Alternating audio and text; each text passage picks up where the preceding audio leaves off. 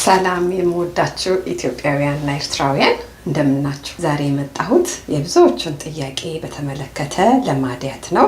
ለማዲያት ማለት ነው በተፈጥሮ በነ ቡና በነ አብሽ አብረን እንሰራለን። እውነቱን ለመናገር ማዲያት ከውስጥም ከውጭም ስለሆነ በሁለት ነገሮች ነው የምንንከባከበው። አከታትዬ አንዱን ከውስጥ አንዱን ከውጭ ማለት ነው። ከሆዳችንና ከቆዳችን በላይ ውሃ መጠጣት እንዳትረሱ። ውሃ በብርጭቆ ያረጋችሁ በጣም ውሃ። ሌላ አብሹን ጥሬው ነው ምንም ነገር እንዳታረጉት፣ ጥሬው ነው የምትፈጩት። አብረን እንሰራለን። ይሄውላችሁ ቡና ይዤ መጥቻለሁ። ቡና ይሄንን የግድ ማድረግ አይጠበቅባችሁም። የኢትዮጵያ ቡና ቆልታችሁ ፈጭታችሁ መጠቀም ትችላላችሁ። አንድ ማንኪያ ይታያችኋል ብዬ አስባለሁ። የሻይ ማንኪያ አንድ ቡና። በዚህ ላይ የምንጨምረው አብሽ ነው። አብሽ ይሄ እቃው አይደለም፣ ፈጭቼ ስለማስቀምጥ ነው እኔ እንደዚህ አይነት እቃዎች ላይ።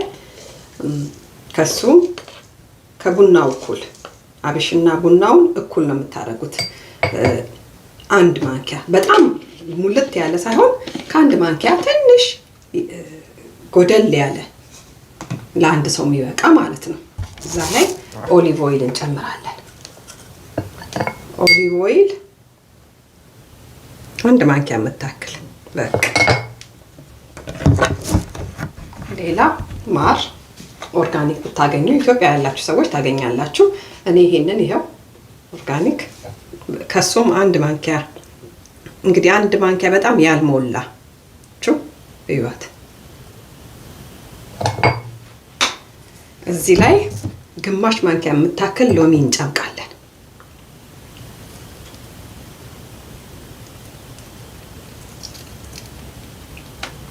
ይሄው ግማሽ ማንኪያ የምታክል ሎሚ ጨምቀን እናደርጋለን። ይሄንን አንድ ላይ በደንብ ትለውሳላችሁ። ከአሁን በፊትም ሰርቼዋለሁ ይሄንን ትሪትመንት፣ ግን ብዙዎች ስለቆየ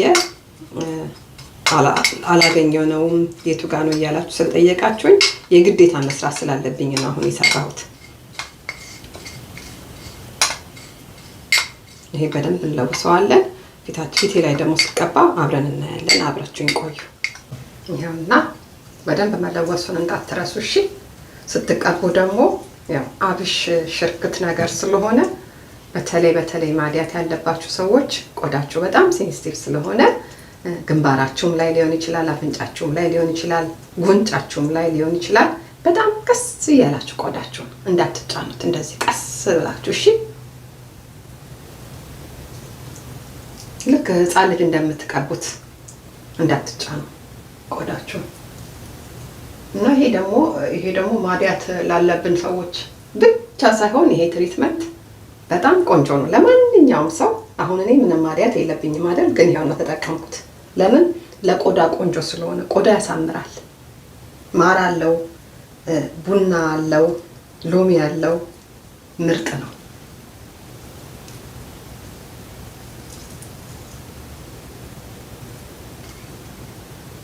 እኔ ራሴ ስቀባ አሁን ቆዳዬን በጣም ቀስ እያልኩ ልክ እንደ ማዲያት ያለባቸው ሴንሲቲቭ የሆነ ቆዳቸው ስስ የሆኑ ልክ እነሱን የምቀባ ነው መሰለኝ። በጣም ቀስ እያልኩ ነው የምነካው ቆዳዬን።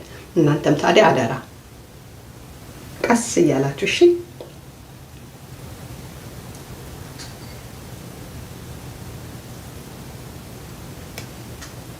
እዩ። እኔ ይሄንን አንገቴን ሁሉ ቀባዋለሁ። ማዲያትን ቢኖርባችሁም ባይኖርባችሁም አንገታችሁንም ቀቡት። በጣም ነው የሚያሳምረው። ቆዳ ልስልስ ነው የሚያደርገው። ያው ቡና አለው አይደለ? እንዳይሸበሸብ ማር ቡና እመኑኝ እንዳይሸበሸብ ሁሉ ያግዘዋል። ማዲያት ያለባችሁ ሰዎች ይህንን በሳምንት 3 ቀን ወይም 4 ቀን ተጠቀሙት።